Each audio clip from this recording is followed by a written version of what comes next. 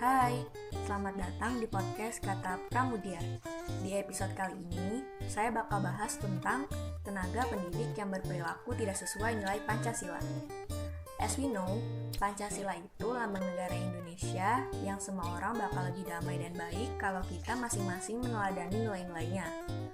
Toh juga semua nilainya baik.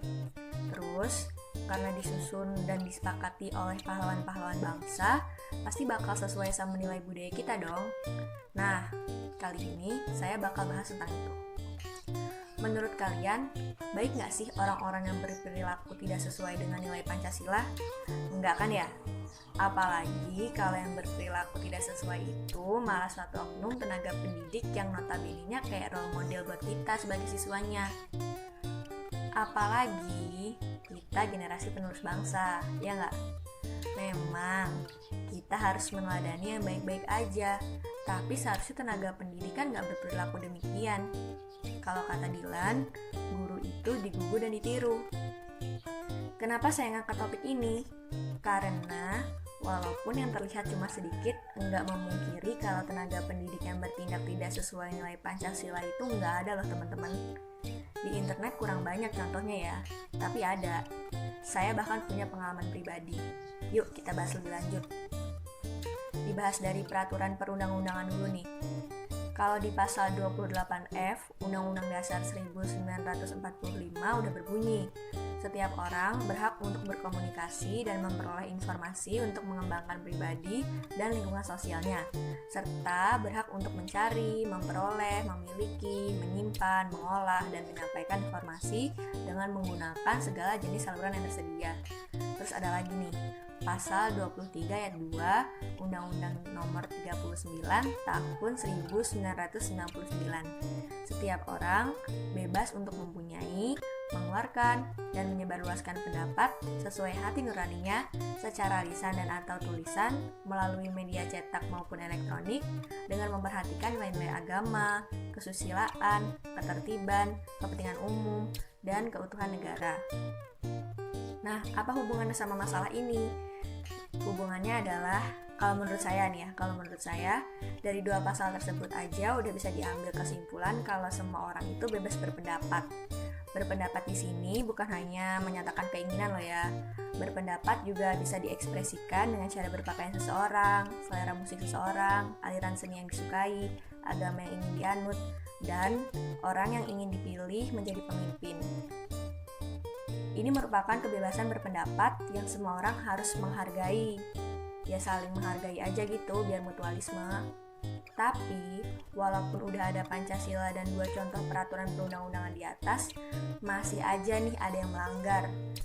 Karena topik yang saya ambil ini objeknya tenaga pendidik, jadi saya bakal kasih contoh dari situ. Contoh pertama, dikutip dari artikel kompas.com, ada kasus rasial di lingkungan pendidikan DKI Jakarta yang sempat terjadi pada Oktober 2020. Sekitar 3 bulanan ya, 2 bulan 3 bulan yang lalu. Jadi, ada seorang guru mengajak siswanya untuk memilih ketua OSIS berdasarkan agama yang diyakini calon ketua OSIS tersebut. Dari situ bisa dilihat, perilaku guru tersebut tidak mencerminkan nilai Pancasila, kemanusiaan yang adil dan beradab, juga sikap guru yang rasisme melanggar nilai Pancasila Persatuan Indonesia. Wah, kalau udah rasis begini sih serem ya. Padahal semboyan Indonesia sendiri Bhinneka Tunggal Ika. Nggak usah saya kasih tahu, pasti udah pada tahu arti semboyan itu apa. Lanjut ke contoh yang lain. Walaupun ada sila yang berbunyi keadilan sosial bagi seluruh rakyat Indonesia atau sila yang berbunyi kemanusiaan yang adil dan beradab, faktanya terkadang tenaga pendidik seperti lebih berat sebelah ke siswanya. Entah karena siswa tersebut adalah anak temannya, atau siswa tersebut adalah anak paling pintar di sekolah, atau mungkin siswa tersebut adalah anak kandungnya yang bersekolah di tempat tenaga pendidik tersebut bekerja.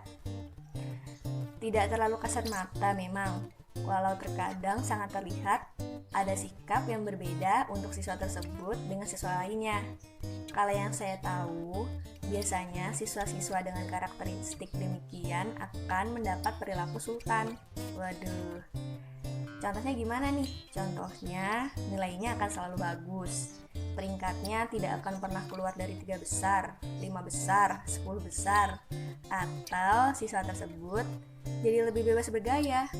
Contoh, siswa lain yang tidak memiliki backingan ya istilahnya, pasti akan kena marah bila rambutnya gondrong.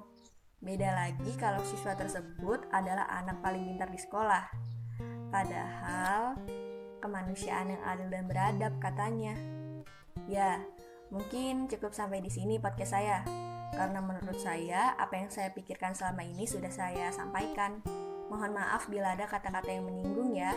Karena jujur, saya hanya ingin yang seperti ini tidak terjadi lagi. Saya hanya ingin speak up tentang keadaan di lapangan dan semoga semakin menambah semangat kita untuk selalu berperilaku sesuai nilai Pancasila gitu. Sehat selalu ya teman-teman. Jangan bosan pakai masker dan bawa hand sanitizer.